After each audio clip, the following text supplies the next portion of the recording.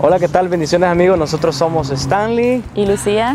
y estestamos aquí para hacerles una cordial invitación a nuestro programa La mies es mucha. Es mucha. Sabemos que sin fe es imposible agradar a Dios. Es por eso, en esta porción de la Biblia, nosotros notamos la falta de confianza de este pueblo en un Dios de milagros, en un Dios que lo rescató de la esclavitud egipcia, en un Dios que abrió el mar rojo, en un Dios que les proveyó alimento, en un Dios que hizo milagros y maravillas, en un Dios de poder. En esta porción de la Escritura podemos notar la poca confianza que ellos tenían en el Señor. Y eso es lo que los enojó a ellos. Aquel Dios que les dio de comer en el desierto, aquel Dios que los liberó de la esclavitud, ellos no confiaron en ese Dios. Y es por eso que el Señor se enoja con ellos. Y mira, el verso 22 dice del capítulo 14, dice, todos los que vieron mi gloria, dice, y mis señales que he hecho en Egipto, en el desierto, y me han tenido ya 10 veces, y no han oído mi voz, no verán la tierra de la cual juré que les daría. Pero en Caleb hubo otro espíritu, y decidió ir en pos de mí, o sea, refiriéndose a Caleb. Por tanto, yo le meteré en la tierra donde entró, y su descendencia la tendrá en posesión. Josué tenía un espíritu de fe. Si nosotros queremos ver la gloria de Dios en nuestra vida, debemos de tener fe. Anteriormente nos hemos dado cuenta o hemos sido partícipes o hemos sido testimonios, somos testimonios vivos de los milagros de Dios. Y si queremos seguir viendo la gloria de Dios, debemos tener fe en que para Dios no hay nada imposible. Amén, amén. Para Dios no hay nada imposible. Porque si hay un poquito de duda o incredulidad, eso hace que a Dios no le agrade. Eso hace que a Dios se disguste y se moleste. Porque estamos haciendo a Dios pequeño. Y todos sabemos que Dios es todopoderoso. Mis hermanos, en otras palabras, el Señor les dice esto. Ok, no quieren entrar, porque dice el capítulo 14 de Números, versículo 14, dice, entonces toda la congregación gritó y dio voces, y el pueblo lloró aquella noche, y se quejaron contra Moisés y contra Aarón todos los hijos de Israel, y les dijo toda la multitud, miren lo que dice el pueblo, ojalá muriéramos en la tierra de Egipto, ojalá muriéramos en la tierra de Egipto o en este desierto, ojalá muriéramos. ¿Por qué nos trae Jehová a esta tierra para caer a espada y que nuestras mujeres y nuestros niños sean presa? ¿No nos sería mejor volvernos a Egipto? Esa es la actitud del pueblo hebreo. Esa es la actitud del pueblo de Israel, de una mente que está cerrada, de una mente que está llena de incredulidad, que no tiene confianza en el Dios que los sacó de Egipto. En otras palabras, el Señor en el versículo 22 que leímos anteriormente dice, ok, ¿no quieren entrar entonces no entrarán nunca a la tierra prometida. Si no me creen, si dudan de mí, si dudan de mi palabra, de que yo les entregaré la tierra, entonces no van a entrar nunca. Y así fue. Porque dudan de mi palabra. Es por eso que Dios dijo que toda esa generación moriría. Y así pasó. Y luego desde aquí, hermanos, desde aquí hay un periodo de 38 años. El libro de Números. Desde el capítulo 14 hasta el Deuteronomio hay un periodo de 38 años. Por la incredulidad. Hasta que ellos murieran. Hasta que ellos murieran. Recordemos que el camino a la tierra prometida era el camino de 2 semanas casi.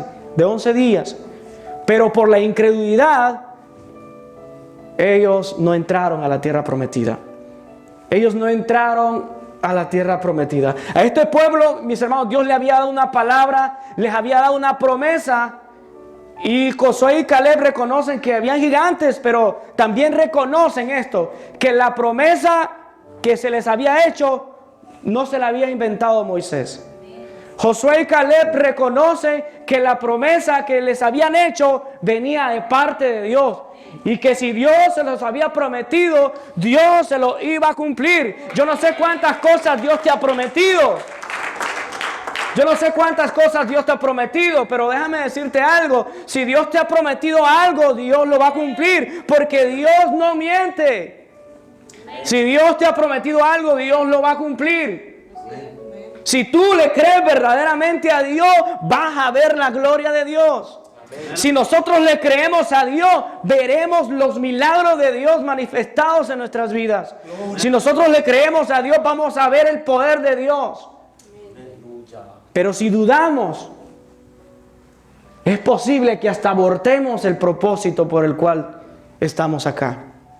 Si tenemos duda, si tenemos incredulidad, es posible que abortemos el propósito por el cual estamos acá. Porque este pueblo, Dios no lo sacó para que muriera en el desierto. La intención de Dios fue llevarlos a la tierra prometida. Pero ellos tenían incredulidad. Ellos no tenían confianza en Dios. Ellos no tenían confianza en el Dios Todopoderoso, en el Dios que los había libertado. Y es por eso que ellos perecieron y ellos abortaron su propósito. Hay una cosa que te puede hacer abortar de todo lo que Dios quiere hacer contigo. Y es el que no le creas a Dios. Es el que no le creas al Señor. Quizás anteriormente has visto muchos milagros, pero quizás en este momento estás pasando una adversidad, un problema. Puede ser una crisis, escasez, puede ser quizás una enfermedad. Mantente creyendo en el poder de Dios. Mantente creyendo que para Dios no hay nada imposible, que todo es posible para aquel que cree en el Señor. Si nosotros comenzamos a dudar, limitamos el poder de Dios. Limitamos el poder de Dios, hacemos a Dios pequeño, hacemos que Dios se enoje con nosotros. Porque Dios, hay una cosa que a Jesús le molestaba, es que no tuvieran fe en Él. Que no creyeran en lo que Él hacía. No creyeran en el poder que Él manifestaba cuando andaba en las ciudades. En Capernaum fue una de las ciudades que no hizo milagros por la incredulidad que había en el corazón. Cuando hay incredulidad en nuestro corazón, no vamos a ver la gloria de Dios. No vamos a ver la intervención divina del Señor en nuestras situaciones, en la adversidad. Pero si tú comienzas a creer, a pesar del problema, a pesar de la adversidad, aunque quizás te encuentres ya a punto de caer a un abismo, pero si tú crees que Dios te va a sacar de ese lugar, vas a ver la gloria de Dios. Porque eso es lo que al Señor le encanta, que uno le crea a pesar de los gigantes que puedan estar a nuestro alrededor. Que uno le crea a pesar de los problemas que puedan haber. De esa forma es que vamos a poder obtener la tierra prometida. De esa forma es que nosotros vamos a poder llegar a la tierra prometida. De lo contrario, nos vamos a quedar atrás. Si nosotros no creemos en lo que Dios está planeando hacer con nosotros, no vamos a ver nada. No vamos a ver nada. No vamos a ver la bendición de Dios. Yo no sé cuántos creen en lo que Dios va a hacer con nosotros. Yo no sé cuántos creen en lo que Dios va a hacer con sus vidas.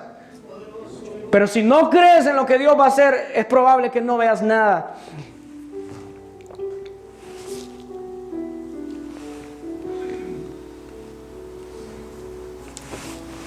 Ellos estaban llenos de dudas, ellos estaban llenos de incredulidad, y Dios los castigó haciendo que toda esa generación desleal muriera en el desierto. Y así fue, pasaron 38 años y ellos murieron. Así que vamos a Números capítulo 16.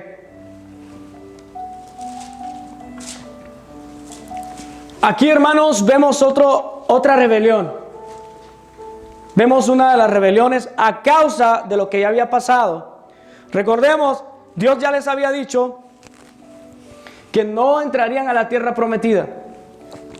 Entonces esto trajo en el pueblo una cierta incomodidad. y comenzaron a rebelarse en contra del liderazgo.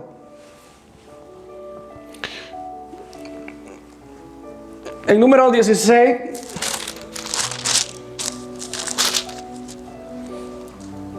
versículo 1 dice: Coré, hijo de Izar, hijo de Coat, hijo de Leví, y de Datán, Abirán, hijos de Eliab, y On, hijo de Peder, hijos de Rubén, tomaron gente. El verso 2 dice: y se levantaron contra Moisés con 250 varones de los hijos de Israel, príncipes de la congregación de los del consejo, varones de renombre. Mire, hay algo que me llama la atención.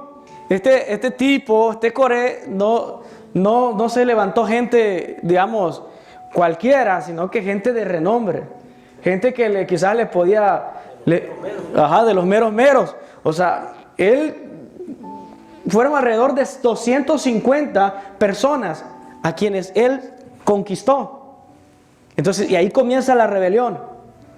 O sea, él tuvo que andar por toda la congregación metiendo cizaña, murmurando, disgustado, quizás, y comenzó a contaminar a las otras personas. Comenzó a contaminar a aquellos que quizás estaban bien, pero les comentó algo y ahí comenzó la rebelión.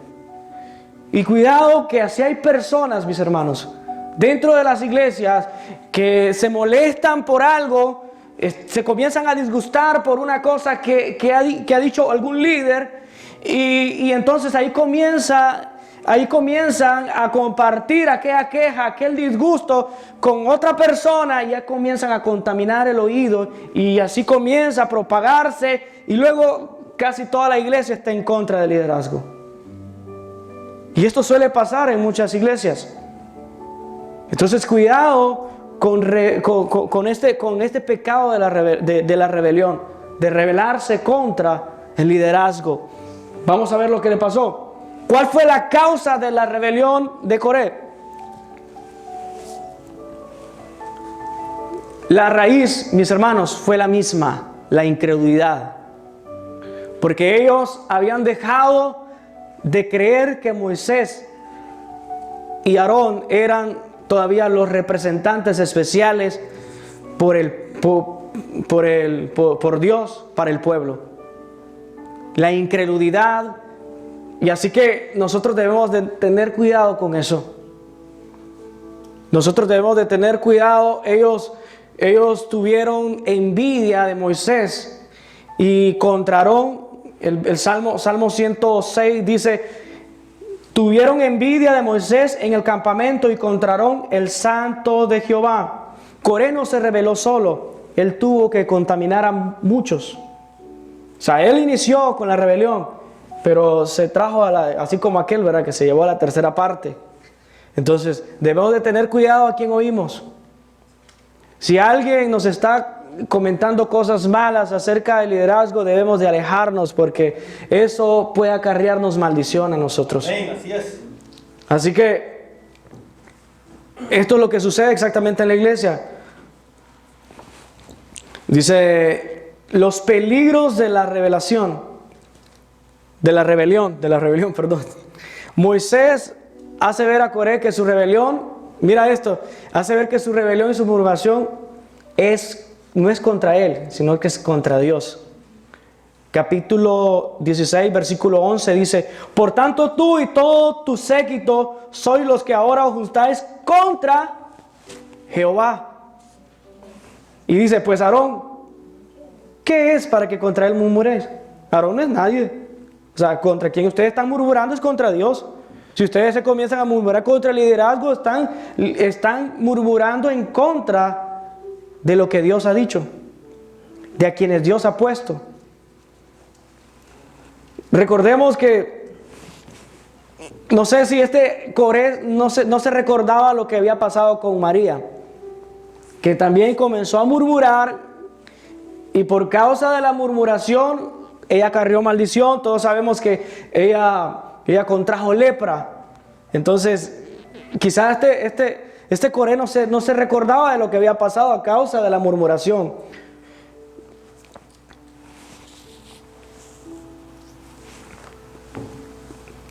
Así que hermanos, tengamos cuidado, mucho cuidado de tener en poco este pecado de la rebelión, de comenzar a murmurar contra los siervos de Dios. Ahora, las consecuencias de la rebelión. Dios juzga, mis hermanos, Dios juzga a las personas que se rebelan contra Dios. Dios juzga a las personas que se rebelan contra los líderes que Él ha puesto. Así que debemos de tener cuidado. No quiero seguir leyendo más porque nos vamos a entretener, pero quiero darles este dato. En esa rebelión murieron 250 ese día, que se reunieron, que se levantaron en contra del liderazgo de Moisés y de Aarón. Murieron 250, Coré y 250. Y luego, a toda la congregación que habían contaminado, que habían influenciado, eran como 14,700. Al día siguiente, después de que Jehová mató a los 250, llegaron al día siguiente toda la congregación a ponerse enfrente de Moisés y Aarón y a decirle que por qué habían matado a Coré, al líder de ellos. Y entonces toda la congregación estaba en contra de Moisés y Aarón. Y lo que pasó es que la ira de Dios se encendió, y en ese día el Señor se tiró a 14,700 más. O sea, se los quebró. O sea, porque en cierta forma, hermanos, habían sido influenciados por Coré y ya estaban contaminados. Entonces el Señor dijo: no, se los voy a quebrar. Entonces, en total, por la rebelión de Coré fueron 14,950 que murieron. Imagínense. O sea que esto es tremendo, la rebelión. El rebelarse contra la autoridad que Dios ha delegado es terrible, puede acarrear maldición a tu vida. Así que consejos para no caer en la contradicción de Coré. Judas lo menciona. Número 1, concentrémonos en desarrollar bien nuestro propio ministerio sin compararnos con los demás. Ese es un consejo. Recordemos que cada uno dará cuenta de sí mismo a Dios. Número 2, no esperemos satisfacción alcanzando, escuchen esto, no esperemos satisfacción alcanzando una posición dentro de la iglesia, porque eso es lo que Coré tenía. Él quería el cargo de Moisés. Él quería el cargo de Moisés. Entonces, y por eso es que le dice a Moisés: hey, Dios les ha permitido que ustedes ministren, y ahora ¿quieres el sacerdocio también? Le dice. Entonces, mañana saldremos y miremos quién es el ungido de Dios. Y entonces ese día fue que entonces lo tronó. Entonces, ustedes saben lo que pasó, ¿verdad? Entonces, dice, no esperemos satisfacción alcanzando autoridad o posiciones elevadas dentro del liderazgo de la iglesia. Mira, si Dios te ha puesto de ujier, ahí es que Dios te tiene. Si Dios te ha puesto de maestro, ahí Dios te tiene. O sea, no esperemos o tratemos de envidiar otros cargos. Si Dios te ha puesto de líder de célula, ahí Dios nos tiene. Pero no tratemos de querer otra posición de la cual el Señor todavía no nos lo ha dado. O sea, enfoquémonos en desarrollar nuestro ministerio, en desarrollar el privilegio que tenemos y disfrutémoslo. Agradezcamos al Señor que nos permite servir en su obra.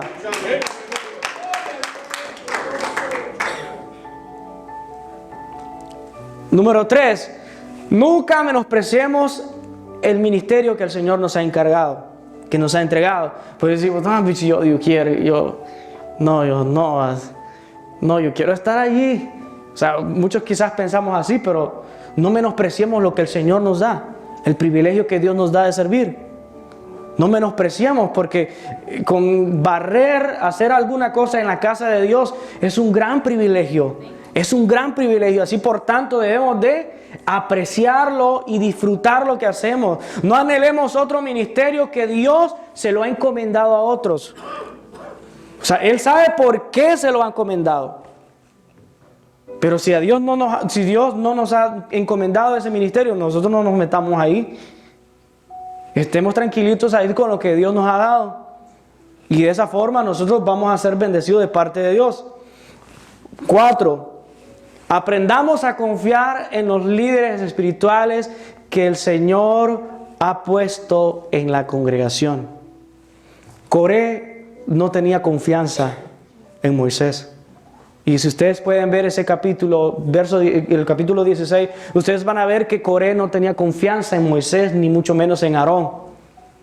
El consejo para no caer en rebeliones, aprendamos a confiar en el ministerio, en los líderes que Dios ha puesto en la congregación. Por ejemplo, en nuestra congregación, aprendamos a confiar en el liderazgo que Dios ha establecido acá, en nuestros pastores, en nuestros líderes. Aprendamos a confiar en Él. Porque, hermanos, ellos desean lo mejor para la grey. Ellos desean lo mejor para la congregación. Y ellos están haciendo lo que deben de hacer. ¿Correcto? Consejo número 5 es orar por ellos. Orar por ellos. Para que Dios les dé sabiduría, la sabiduría necesaria en cada situación. Lo mejor que un miembro puede hacer es orar por su liderazgo, por su líder, por su pastor, por su pastora, por su líder que está ahí. Que Dios le ayude, que Dios lo respalde, que Dios lo guarde, que Dios le dé sabiduría. Eso es lo mejor que un líder, que una persona, que un miembro puede hacer, orar. Y si hay alguien que te está contaminando, si hay alguien que te está diciendo, mira esto y esto, aléjate, porque ahí está la elección. Si no quieres que el Señor te vaya a... entonces debemos de procurar. Mira, hay muchos... Estaba viendo hoy en la tarde, estaba escuchando a una mujer que suele decir así, caso cerrado. Diciendo de que ella creía en Dios. Estaba viendo un video en YouTube, entonces ella creía en Dios, pero no en el Dios de los cristianos, dice. Entonces es un Dios imaginario, porque yo creo en el Dios de la Biblia. Yo no creo en un Dios imaginario, un Dios porque ese tipo de personas creen que Dios es solamente amor, pero si vamos a la Escritura vamos a comprender que hay cosas que Dios tuvo que hacer bien bastante fuertes. Entonces, imagínate a Moisés, que fue Moisés, Dios no le permitió entrar a la tierra prometida no hacerle caso de entrar con ellos al pueblo. Vamos a ir a Deuteronomios, capítulo 1, verso 19, que es ahí donde les quiero decir.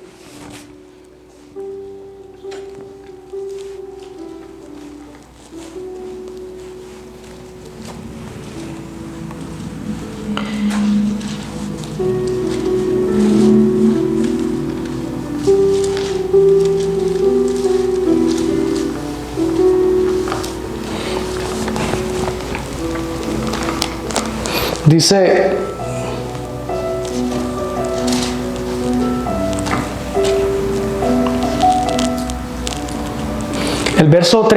capítulo 1, verso 37, dice, y también contra mí se airó Jehová por vosotros, y me dijo, tampoco tú entrarás allá.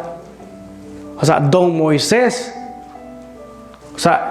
uno de los patriarcas, hermano, también no le permitió entrar a la tierra prometida.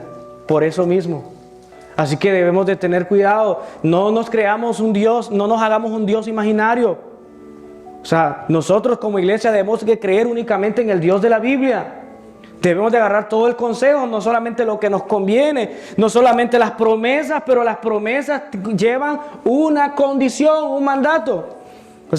Si hacemos tal cosa, entonces Dios va a hacer tal cosa. Pero también debemos de no solamente creer en que yo voy a hacer esto, que todo me irá bien, pero ¿estamos cumpliendo? ¿Estamos obedeciendo? ¿Estamos siguiendo los mandamientos del Señor como Él nos ha dicho? Pues si no lo estamos haciendo, no va a pasar nada. No va a pasar nada, hermanos. Así que debemos de agarrar todo el consejo de la Escritura. Y este libro de Números es un consejo, una advertencia para nosotros, los que estamos bien, que no nos confiemos. Que no nos confiemos. Este pueblo ya había sido liberado. Este pueblo ya había sido liberado de la esclavitud. Pero en el camino, en el trayecto a la tierra prometida, en el trayecto al cielo, para aplicarlo a nuestros días, ellos tuvieron incredulidad y dudaron del poder de Dios. Y eso les impidió poder ver las promesas de Dios cumplidas. Cuidado nosotros que una raíz de incredulidad nos impida ver los milagros de Dios en nuestra vida. Nos impida ir al cielo también. Porque si no creemos en el poder de Dios, si no creemos en Dios, en las promesas de Dios, estamos dudando de que Él nos puede llevar al cielo. Así que debemos de tener cuidado con esto, hermanos. Vamos al... No creo que termine, pero... Vamos a otro que me llama la atención, hermanos. Es el capítulo 22 de Números.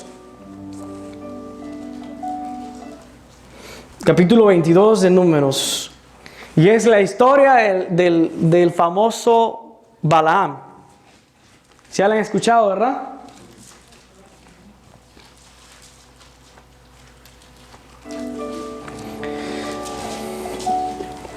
La historia de Balaam.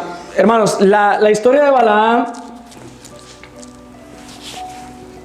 la fama de Balaam era esta, de que el que él bendecía era bendito y el que él maldecía era maldito.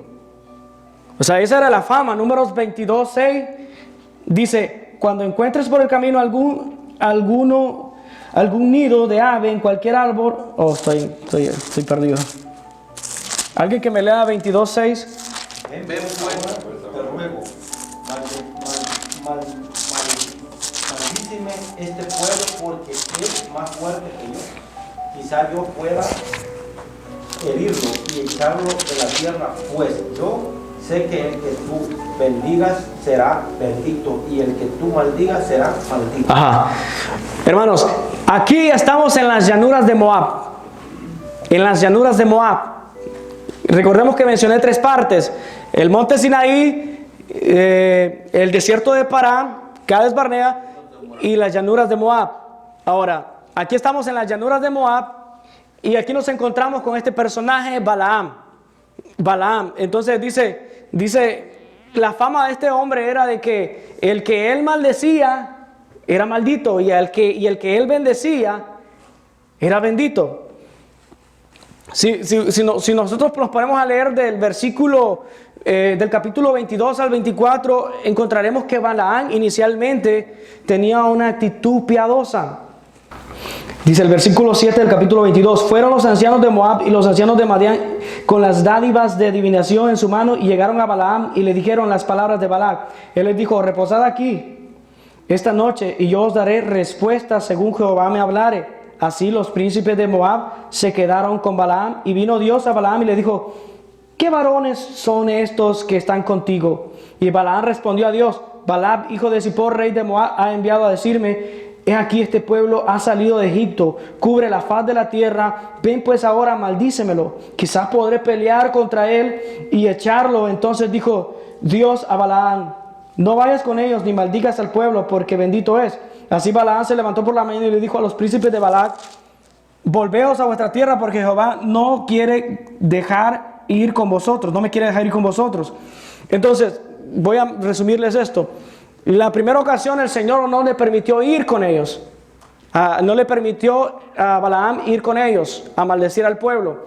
Pero hubo una segunda ocasión y el Señor le dice: ok, vete. Entonces, y se fue. Pero él iba obediente al Señor, pero en el corazón había cierto interés a querer las cosas que le iban a regalar, los presentes, los regalos. Entonces, pero hasta el capítulo 24 encontramos que Balaam estaba bien. O sea, y Balaam fue y solo lo que salió de su boca para Israel solo fue de bendición. Solo fue pura bendición. Inclusive entre esas palabras de profecía que él habló, anunció la venida de Cristo, anunció que vendría un Mesías, anunció la estrella de Jacob, entonces que simboliza la venida de Cristo. Entonces Balaam fue usado por Dios. Balaam fue usado por Dios. O sea, fue un profeta que Dios lo usó. Pero hubo algo que pasó con él. Y es que él se desvió. Él se desvió. Mis hermanos, no es cómo comencemos, es cómo terminamos. Balaam fue un hombre, un profeta que Dios le hablaba constantemente y él obedecía. Pero cuando vino la tentación, él no supo manejar eso y cayó. Y hay algo que me llama la atención en esto, que dice, él quería quizás de alguna forma que Dios maldijera a su pueblo, pero eso es algo que no iba a pasar. Pero hay algo que dice él, dice, contra Israel no hay agüero que valga. No hay es decir, no hay maldición, no hay hechicería que valga, que se le pueda lanzar, que le haga efecto. Y es así, hermanos, como cristianos, cuando estamos bien delante de Dios, no hay maldición, no hay brujería que nos pueda tocar, porque estamos cubiertos con la sangre de Cristo. ¡Aleluya! Estamos cubiertos con la sangre de Cristo, aunque los brujos se levanten en contra de nosotros, si estamos de acuerdo, si estamos cubiertos con la sangre de Cristo, no nos va a hacer entrada todo tipo de maldición que pueda ser lanzada en contra de su pueblo. Pero hay algo. Mira, él se la quería dar de listo, Balaam. Él dijo, yo no puedo decir algo que Dios no me haya dicho, dice él. Pero les dice, pero te voy a mostrar, te voy a aconsejar algo, cómo los puedes hacer caer. Y si los haces caer, le dice al rey de Balac, si los haces caer, entonces no habrá necesidad de que yo los maldiga. Porque ellos van a, si los hace caer, ellos van a desobedecer de Dios. Es como, ellos van a ser vulnerables prácticamente. O sea, Dios mismo los va a castigar. Y es que, hermanos, cuando nosotros desobedecemos a Dios, es como que salimos de la cobertura de Dios. Yo me imagino, es una imaginación, no es que algo sea así, pero me imagino que la cobertura de Dios es como una bolita. Me imagino yo, ¿verdad? Para comprenderla más. Entonces una bolita y uno anda caminando, entonces vienen los dardos del enemigo, pero no me pegan, porque estoy cubierto con la cobertura de Dios. Entonces, pero el día que yo desobedezco, salgo de esa bolita y le estoy diciendo al Señor, Señor, no quiero que me cuides. Hoy no quiero que me cuides. Un día, hermanos, un día en rebelión, un día en desobediencia puede costarnos la vida, puede pasarnos un accidente, podemos contraer una enfermedad, podemos contraer cualquier cosa porque estamos fuera de la cobertura de Dios. Y ustedes saben que los brujos constantemente están lanzando maldición para las iglesias, para los cristianos, y nosotros no nos podemos dar el lujo de tan siquiera pasar un día en desobediencia, porque podemos acarrear muchas cosas malas a nuestras vidas.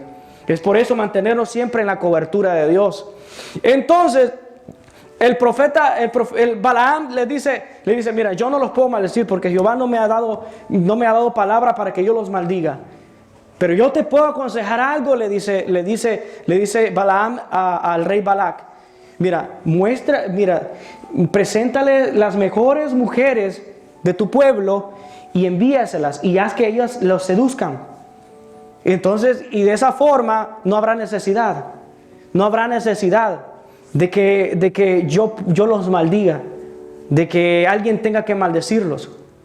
Entonces, lo que yo entiendo en esta enseñanza es que si nosotros comenzamos a violar principios,